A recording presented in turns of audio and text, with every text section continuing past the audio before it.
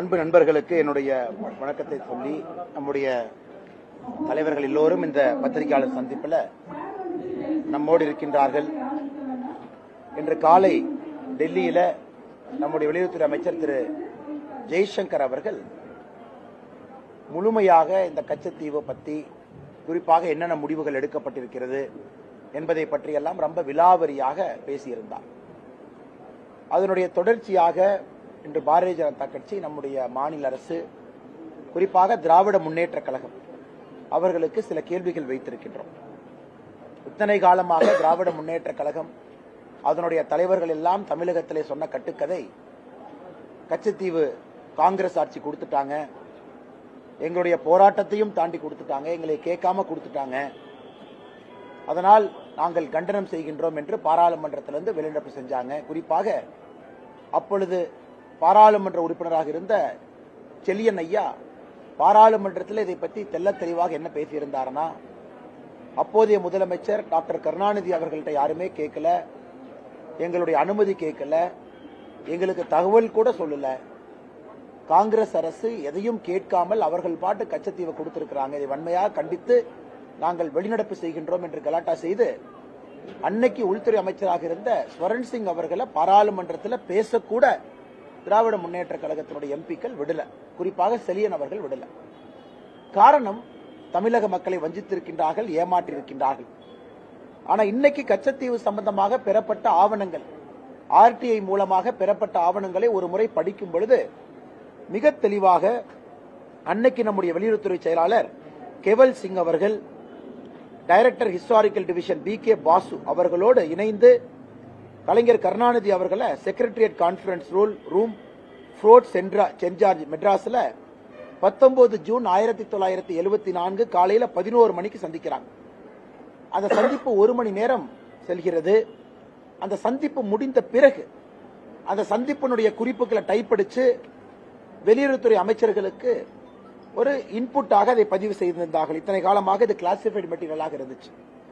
இன்னைக்கு அந்த minutes of the மீட்டிங்கை நாம் பார்க்கும் பொழுது அதிலே மிக தெல்ல தெளிவாக தெரிகிறது, கச்சத்தீவு கொடுப்பதற்கு 1 மாத காலத்திற்கு முன்பு வெளியுறவுத்துறை செயலாளர் கேவல் சிங் அவர்கள் தமிழ்நாட்டினுடைய முதலமைச்சர் திரு கருணாநிதி அவர்களை சந்தித்து அனுமதியை பெற்று அதன் பிறகு கச்சத்தீவு இலங்கைக்கு கொடுக்கப்பட்டது என்பது தெல்ல தெளிவாக இந்த நோட்ஸ் நமக்கு காட்டுது.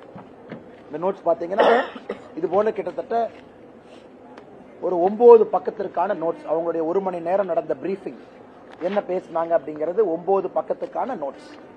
இதை முழுவதுமாக இன்னைக்கு பத்திரிகையாளர்கள் நாங்கள் வெளியிடுகின்றோம். நேற்று பேசியது, இன்று பேசியது எல்லா காப்பியும் உங்களுக்கு கொடுத்துறோம். இதுல மிக முக்கியமானது, அன்னைக்கு முதலமைச்சராக இருந்த கலைஞர் கருணாநிதி அவர்கள் கேட்கிறாங்க, இதை ஒரு 2 வருடம் தள்ளி போட முடியுமா? இன்னைக்கு வேண்டாம், 2 வருடம் தள்ளி போட்டு கச்சத்தீவை நீங்க தாரவாருங்க, இன்னைக்கு வேண்டாம் என்று சொல்றாங்க. கலைஞர் கருணாநிதி அவர்கள் இதுல தெல்ல தெளிவாக தமிழகத்தினுடைய முதலமைச்சராக கச்சத்தீவு இலங்கைக்கு கொடுக்கப்பட்டதிலே அவருடைய முடிவும் இதில் இருந்துச்சு. அதுல எந்த மாற்று கருத்தும் இல்லை. சகோதர சகோதரிகள், இதை படிக்கும் பொழுது உங்களுக்கும் தெரியும். அதன் பிறகு நம்முடைய கருணாநிதி அவர்களோடு தமிழகத்தினுடைய சீஃப் செக்ரட்டரி, தலைமைச் செயலாளர் சபாநாயகம் அவர்கள் இருந்தாங்க. அந்த மீட்டிங்ல கொஞ்ச நேரம் கழிச்சு ஹோம் செக்ரட்டரி அம்பரோஸ் அவங்க ஜாயின் பண்ணாங்க. அப்ப கூட கச்சத்தீவுக்கு நடுவுல, குறிப்பாக அந்த பிஷிங் லைனை கச்சத்தீவுக்கு சென்டர்ல கொண்டு வர முடியுமா அப்படின்னு பேச்சுவார்த்தையில் நடந்துச்சு. ஆனா கடைசியாக கருணாநிதி அவர்கள் கச்சத்தீவு காங்கிரஸ் அரசு இலங்கைக்கு கொடுப்பதில் சம்மதம் தெரிவித்தது மட்டுமில்ல, சின்ன விதமாக நான் போராட்டம் நடத்திக்கிறேன், இதை நான் லோக்கல்ல ஹேண்டில் பண்ணிக்கிறேன், இதை பொலிட்டிக்கல் இஷ்யூ வரும்பொழுது நான் பார்த்துக்கிறேன், அந்த அளவுக்கு கருணாநிதி அவர்கள் அன்னைக்கு வெளியுறவுத்துறை செயலாளர் திரு கேவல் சிங் அவர்கள்ட்ட பேசியிருக்காங்க. ஆனால் இன்னைக்கு பாரதிய ஜனதா கட்சி நாங்கள் கேட்கக்கூடிய கேள்விகள், முதல் கேள்வி, அதாவது காங்கிரசும் திராவிட முன்னேற்ற கழகமும் 1974 கச்சத்தீவை திட்டமிட்டு சதி செய்துதான் இலங்கைக்கு கொடுத்திருக்கின்றார்கள். இதிலே திராவிட முன்னேற்ற கழகத்தினுடைய முழு பங்களிப்பு இருக்கு. இன்னைக்கு வெளியுறவுத்துறை அமைச்சர் திரு ஜெய்சங்கர் அவர்கள் சொன்னது போல 21 முறை தமிழகத்தினுடைய முதலமைச்சர் நாடகத்திற்காக கடிதம் எழுதுறாங்க, கச்சத்தீவை மீட்டு தாருங்கள், கச்சத்தீவை மீட்டு தாருங்கள் என்று. அன்னைக்கு தமிழகத்தினுடைய முதலமைச்சர் கலைஞர் கருணாநிதி அவர்கள் கச்சத்தீவு கொடுப்பதற்கு சம்பந்தம் இல்லை என்று சொல்லி இருந்தால் கச்சத்தீவு மத்திய அரசு கொடுப்பதற்கு வாய்ப்பே இல்லை, கொடுத்திருக்க மாட்டாங்க.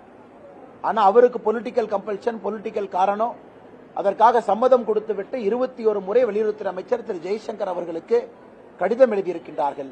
இது எங்களுடைய முதல் கேள்வி. அப்பனா உங்களுடைய பங்களிப்புல இருந்திருக்கு.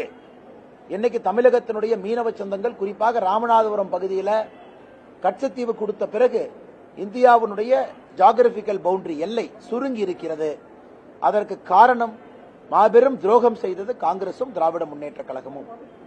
இரண்டாவது, காங்கிரஸ் திமுக இருவரும் எப்பொழுதெல்லாம் சேருகின்றார்களோ அப்பொழுதெல்லாம் இந்தியாவுடைய பகுதி ஏதாவது கொடுக்கப்பட்டிருக்கும்.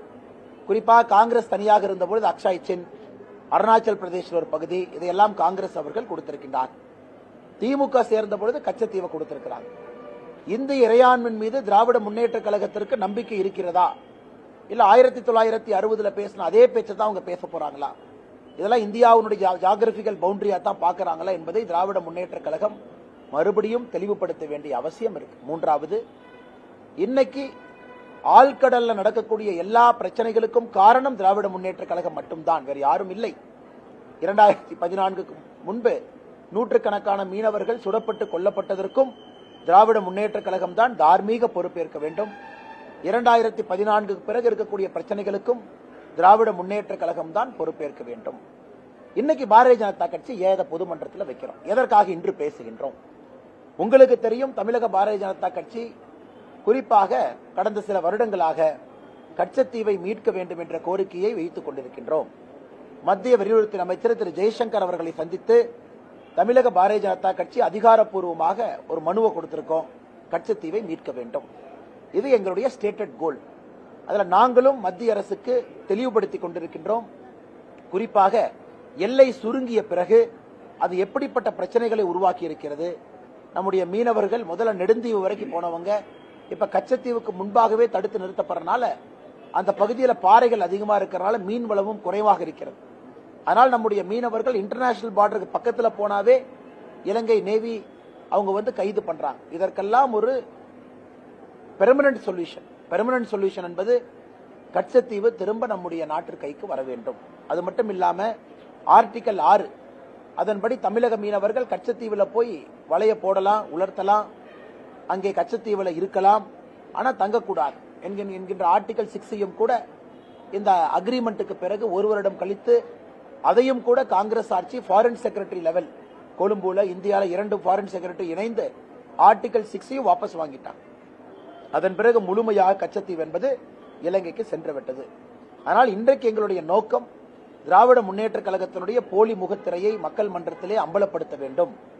எந்த அளவுக்கு சதி வேலையை செய்துவிட்டு கிட்டத்தட்ட இதே ஸ்டோரிய கடந்த 45 வருடங்களுக்கு மேலாக கச்சத்தீவு எங்களை கேட்காம கொடுத்துட்டாங்க, எங்கிட்ட அனுமதி கேட்கல அப்படின்னு தம்மா துமான் பார்லிமெண்ட்ல எல்லாம் குதிச்சு இது ஏதோ காங்கிரஸ் செய்த சதி போல் பேசிக் கொண்டிருக்கின்றார்கள். ஆனால் இன்று நம் அனைவருக்கும் தெரியும், இந்த கச்சத்தீவை தாரை வார்த்தது காங்கிரஸ் மட்டுமல்ல, திராவிட முன்னேற்ற கழகம் சேர்ந்து செய்திருக்கக்கூடிய சதி. கடைசியாக பத்திரிகை நண்பர்கள் அந்த கேள்வியை கேட்பீங்க, கச்சத்தீவை திரும்ப இந்தியா எப்ப கொண்டு வரும்? இதற்கான பதில் இன்னைக்கு வெளியுறவுத்துறை அமைச்சர் திரு ஜெய்சங்கர் அவர்கள் டெல்லியில் நடந்த பத்திரிகையாளர் சந்திப்பில் தெரிவிச்சிருக்கிறாங்க. என்ன சொல்லியிருக்கிறாங்க? அதாவது இந்த பிரச்சனையை தீர்ப்பதற்கு என்னவெல்லாம் சொல்யூஷன் டேபிள் இருக்கோ எல்லாவற்றையும் நம்முடைய மத்திய அரசு ஆராய்ந்து கொண்டிருக்கின்றார்கள். அதற்கு மேல் ஒரு மாநில தலைவராக பாரதிய ஜனதா கட்சி ஏன்னா ஆட்சியில் இருக்கும், இதற்கு மேல் நாம் பேச விரும்பவில்லை. ஏன்னா அந்த policy and central governments court குறிப்பாக இன்னைக்கு வெளியுறவுத்துறை அமைச்சர் சொன்ன பதிலே போதுமான பதில். டேபிள் மேல் இருக்கக்கூடிய எல்லா சொல்யூஷனும் ஆராய்ந்து கொண்டிருக்கின்றோம். இதனுடைய அடிப்படை என்னன்னா, தமிழகத்தினுடைய மீனவ சொந்தங்கள் பாதிக்கப்படக்கூடாது, அதற்காக எல்லா ஆங்கிளையும் பார்த்துக்கிட்டு இருக்கோங்கிறாங்க. அதனால் நிச்சயமாக நல்ல முடிவு இந்திய அரசு எடுப்பார்கள் என்கின்ற முழு நம்பிக்கை எங்களுக்கு இருக்கு. காரணம், இது மோடி அவர்கள், ஜெய்சங்கர்ஜி அவர்கள் இவர்களெல்லாம் தனி கவனம் இதில் செலுத்துறாங்க. ஆனால் இன்னைக்கு நாம் தெரிந்து கொள்ள வேண்டும், இது இல்லீகலி இலங்கைக்கு கொடுக்கப்பட்ட ஒரு பகுதி, இதுதான் உண்மை. இது அன்னைக்கே அடல் பிகாரி வாஜ்பாய் ஐயா பாராளுமன்றத்தில் மிக மிக கடுமையாக எதிர்த்திருந்தார்கள்.